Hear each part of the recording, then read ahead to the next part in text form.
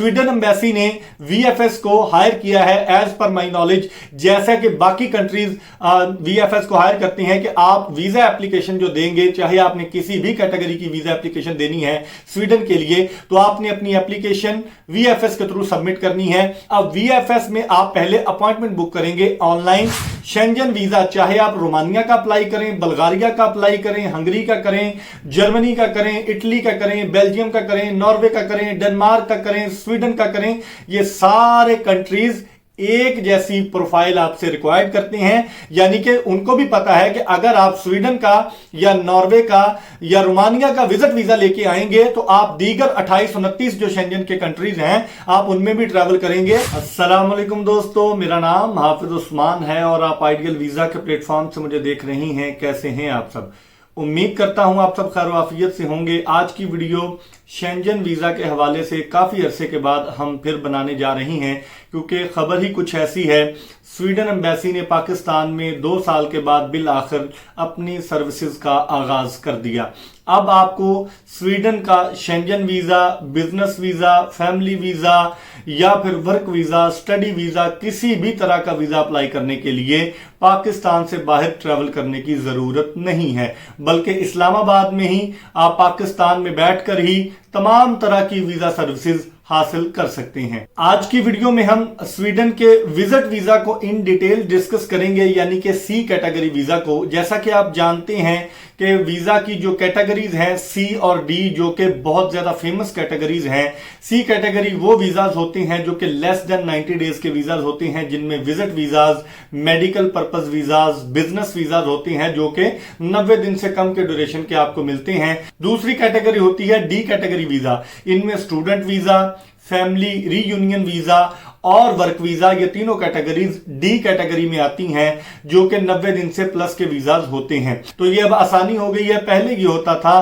कि पाकिस्तान में एम्बेसी बंद जा रही थी तो नाइजीरिया, मिस्र वाली साइड पे जाके आपको एम्बेसी में अप्लाई करना पड़ता था स्वीडन वीजा के लिए। अब बात करते हैं कि स्वीडन का विजिट वीजा जो है वो कौन दोस्त अप्लाई कर सकते हैं। मेरी वीडियो मुकम्मल जरूर देखिएगा। हर कोई इसके लिए मुझे मैसेज ना करे, हर बंदा इसके लिए एलिजिबल नहीं है, हर कोई अप्लाई नहीं कर सकता। कौन बंदे अप्लाई कर सकते हैं? जिनके पास एटलीस्ट 2 से 3 मिलियन की बैंक स्टेटमेंट रनिंग में है। लास्ट 6 मंथ की बैंक स्टेटमेंट इसके लिए रिक्वायर्ड होती है, जिसमें 2 to 3 मिलियन आपका बैंक स्टेटमेंट बैलेंस होना चाहिए। और बैंक स्टेटमेंट और अकाउंट मेंटेनेंस लेटर आपके बैंक से तस्दीक शुदा भी होना चाहिए, साइन और स्टैंप बैंक मैनेजर की होनी चाहिए। ये बहुत जरूरी है। अब दोस्त पूछते हैं कि हमारा अकाउंट वैसे तो रनिंग में नहीं है, लेकिन क्या हम 20 लाख 25 लाख रुपए एम्बेसी अपीयर होने से 4 दिन 5 दिन पहले रखवा के बैंक स्टेटमेंट निकलवा सकते हैं?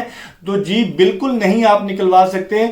अगर आप विजिट वीजा अप्लाई करने जा रही हैं तो आप ऐसा नहीं कर सकते। आपको रनिंग में बैंक स्टेटमेंट चाहिए होगी, और वो बैंक स्टेटमेंट आपकी जो सोर्स ऑफ इनकम है उसको मैच करता होना चाहिए। मतलब क्या है इस चीज का कि आप अगर जॉब करते हैं तो आपकी सैलरी आपके अकाउंट में आ रही है, और अकाउंट में आप कैसे यूज कर रही हैं लास्ट 6 मंथ में आपने बताना है।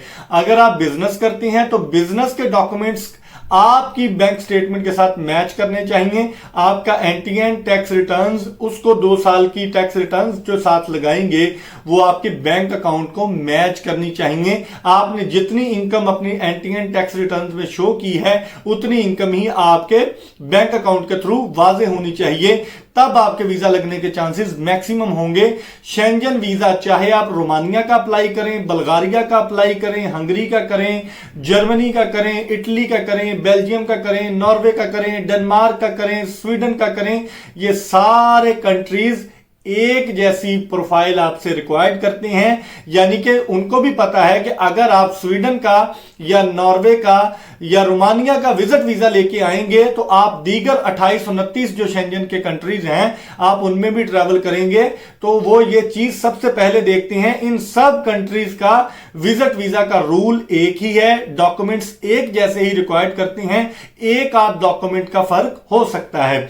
अब स्वीडन के विजिट वीजा के लिए आपको डॉक्यूमेंट्स कौन कौन से चाहिए? सबसे पहले आपकी बैंक स्टेटमेंट, ये मैंडेटरी है, बहुत जरूरी है। इसके बाद आपका पासपोर्ट जो कि 6 मंथ के लिए वैलिड होना चाहिए, आपका आईडी कार्ड, आपका वीजा एप्लीकेशन फॉर्म, इसके साथ साथ आपकी जो है ट्रैवल हिस्ट्री जो बहुत ज्यादा काउंट करती है। मैं कभी भी उन दोस्तों को रिकमेंड नहीं करूंगा जो पाकिस्तान से बाहर कभी नहीं गए और वो स्वीडन का वीजा अप्लाई करना चाह रही हैं, विजिट वीजा, तो आप बिल्कुल अप्लाई न करें। विजिट वीजा ना लगने के मैक्सिमम चांसेस हैं, क्योंकि आप पाकिस्तान के करीब किसी मुल्क में ट्रैवल नहीं किया आपने, यानी अगर आप अजरबैजान जाना चाहें तो 3 घंटे में वीजा निकल आता है। वीजा ऑफिसर सबसे पहले यह देखेगा कि ये ट्रैवलिंग के लिए हमारे कंट्री आ रहा है, लेकिन इसने अपने करीबी किसी भी मुल्क में विजिट नहीं किया, तो वो फौरन आपका वीजा रिजेक्ट कर देगा। उसके बाद आपकी होटल बुकिंग कंफर्म होनी चाहिए। जितने दिन का आप ट्रैवल प्लान देंगे उतने दिन की आपकी होटल बुकिंग होनी चाहिए। ट्रैवल आइटनरी होनी चाहिए, कहां कहां आपने ट्रैवल करना है, किस किस से मिलना है, ये सारी चीजें, hotel reservation, ticket reservation, travel plan, travel itinerary, ये सारी चीजें एक जगह पे जमा करके आप एम्बेसी में सबमिट करेंगे। स्वीडन एम्बेसी ने वीएफएस को हायर किया है एज पर माई नॉलेज, जैसा कि बाकी कंट्रीज वीएफएस को हायर करती हैं कि आप वीजा एप्लीकेशन जो देंगे, चाहे आपने किसी भी कैटेगरी की वीजा एप्लीकेशन देनी है स्वीडन के लिए, तो आपने अपनी एप्लीकेशन वीएफएस के थ्रू सबमिट करनी है। अब वीएफएस में आप पहले अपॉइंटमेंट बुक करेंगे ऑनलाइन। अपॉइंटमेंट के लिए स्वीडन एम्बेसी ने वीएफएस के थ्रू जो फीस रखी है वो $18 है, जो कि पाकिस्तानी कमोबेश 5,000 रुपए बनते हैं। $18 आपने वो पे करने हैं ऑनलाइन ही अपॉइंटमेंट बुक करने से पहले।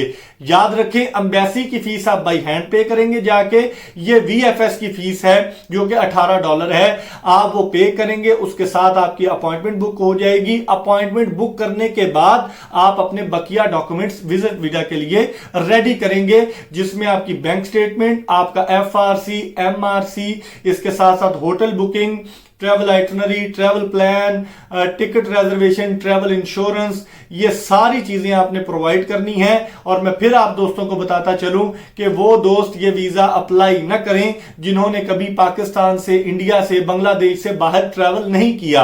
अगर आपकी कोई ट्रैवल हिस्ट्री नहीं है तो स्वीडन विजिट वीजा आपको ग्रांट करेगा, ये बहुत मुश्किल बात है। बिजनेसमैन जितने मेरे भाई हैं वो बिजनेस का इन्विटेशन वहां से मंगवाएं ताकि आपके वीजा लगने के चांसेस मैक्सिमम हो जाएं। अगर आप बात करें कि वीजा रेशो कैसी है, अभी तक वीजा रेशो बहुत अच्छी चल रही है।